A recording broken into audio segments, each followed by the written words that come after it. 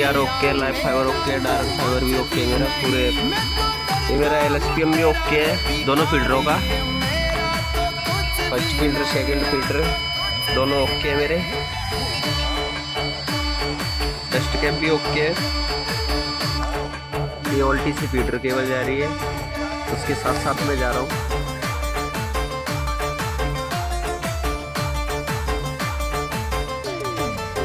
मेरा लूप भी सही है, JCB प्रॉपर हाइट पे है।